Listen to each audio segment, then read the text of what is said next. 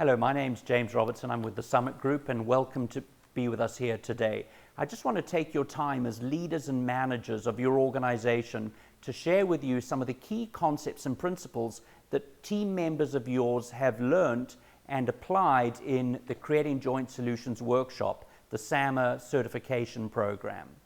So with me today is Phil Sterland, CEO of the Summit Group, and I'm going to ask Phil to share with us 3 core concepts and tools that you, as leaders and managers of your team and participants in the Creating Joint Solutions, to make sure that these concepts and principles that they learned are applied, reinforced, and drive business results. So, Phil Sterland. James, thanks. 3 things. But first, I want you to rethink how you view yourself. One or more of your team members has come to the SAMA certification program, but they can learn all these tools, principles, but the truth is, if you're not reinforcing them when they get back, they won't stick. You are the stickiness. So before I get into these 3, I want to offer a simple thought, is to rethink how you view yourself. And I offer a simple model. We call it be the leader coach.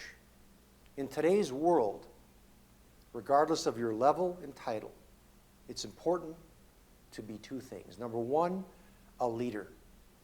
Leaders paint a picture of the future. They speak visually. They bring clarity, and especially today are what we call the great explainers. And great explainers bring clarity to complexity. And especially in today's world, what people are looking for from you is, don't just tell me what we are going to do, but tell me what we're going to stop doing. One of the things that we see right now is an epidemic level of complexity fatigue. People don't want to hear about 30 initiatives. What they want to hear is, what are the 2 or 3 that matter? So leaders are about the future, and leaders are about painting a picture of that future. But that's not enough. You also need to be the coach. And a coach is, how do you take that person, that team member, and convert their talents into performance? How do you help them figure out their fit and how they fit in that future picture that you've just described? So instead of the old days when you could be a leader or a coach, the new day is about being a both and, a leader and a coach. And the simple metaphor is this. It's the difference between being an American football coach and being an English rugby coach. In American football, the coach is on the sidelines, sometimes even in a suit and tie, calling the plays and sending them in. In rugby, the coach is on the field, getting dirty with the players while directing the team. And that's the new reality. You've got to be out there, getting dirty with your folks in the marketplace while you direct them. Now, 3 coaching points on how you make this stick. Number 1, in the program, as you saw earlier, we introduced a concept called third box thinking, which is nothing more than, instead of thinking left to right, is starting in the third box, the customer's customer, and working backwards.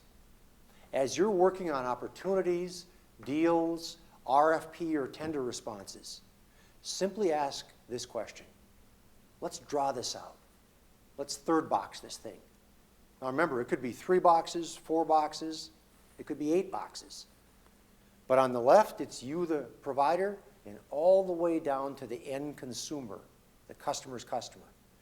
If they can't draw that, and you together can't draw that picture and see how you provide value, then you don't have your head wrapped around that opportunity.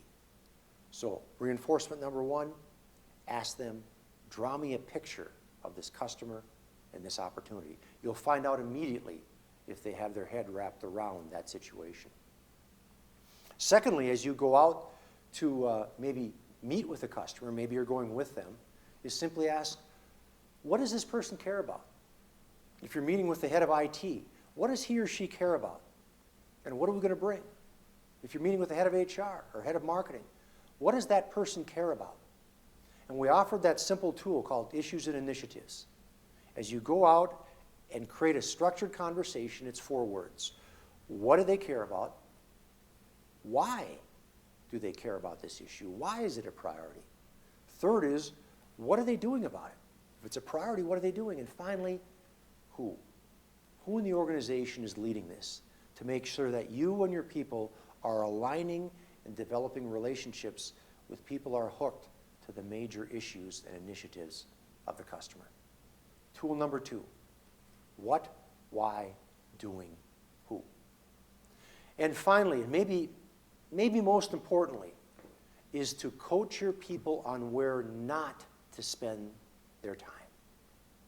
We talked about the rule of 100 hours. In any given week, we have about 100 hours awake. One of the greatest things that you can do as a leader coach is help your people identify where not to spend their time, what customers to no longer invest time in, and who not to meet with. So how do we do that? Very simply. As a business person, you can look at any opportunity or any customer and ask 3 simple questions. Given this opportunity, number 1, on a scale of 1 to 5, 1 being low, high 5, can we impact their big issues? Can we major in the majors, as we like to say? Can we impact their A-list? Question number 2, is it feasible for us to deliver? Maybe what they need is in an area where you don't have resources. Can we deliver on a scale of 1 to 5? Is it feasible? And third, is it attractive? Is it good business? Because the number 1 challenge in today's market is margins. Is this good, attractive, high-margin business? Now, there's many other criteria, but I think if you focus on those 3, impact, feasibility, and attractiveness, it'll help narrow down where they should be spending their time, and more importantly, where to not spend their time.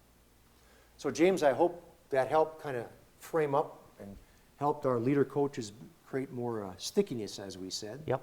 Thank you, Phil, very much for the conversation. So back to you, the managers and leaders of your team. All the very best to you, and thank you for sending your team to the Creating Joint Solutions program.